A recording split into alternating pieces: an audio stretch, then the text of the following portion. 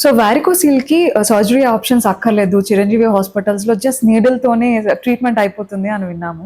Can you explain this sir?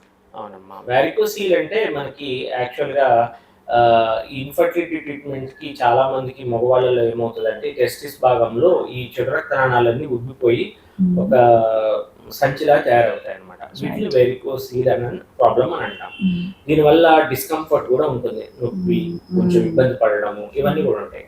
వీళ్ళల్లో మాత్రమే మనం ట్రీట్మెంట్ చేస్తాం వారికోసీల్‌కి. దీనికి మామూలుగా అయితే కట్ చేసి మొత్తం ఓపెన్ సర్జరీ చేసి లైగేట్ చేస్తాం. ఇలాంటి ఏం లేకుండా మనం ఒక ఎంబోలైజేషన్ అనేది ఒక చిన్న సూదితోనే మనకి వారికోసీల్‌కి లోపల ఒక క్యాథెటర్ పంపించి ఏదైతే ఎక్కడైతే ఆ ప్రాబ్లం ఉందో దాన్ని బ్లాక్ చేసేస్తాం. సో దీన్ని వెరికోసీల్ ఎంబోలైజేషన్ అంటారు.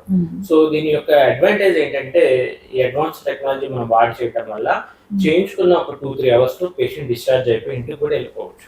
సో హాస్పిటల్ ఉండక్కర్లేదు, వాళ్ళకి ఏం కట్ అనేది ఉండదు, సూచర్ అనేది ఉండదు, అండ్ వాళ్ళ పనులు కూడా వాళ్ళు నెక్స్ట్ డే నుంచి నార్మల్ గా కూడా చేసుకోవచ్చు. ఇలాంటి advanced varicocele treatment, embolisation treatment, microvascular surgery treatment కూడా మనకి మన చిరంజీవి హాస్పిటల్లో అందుబాటులో ఉంది. ఓకే.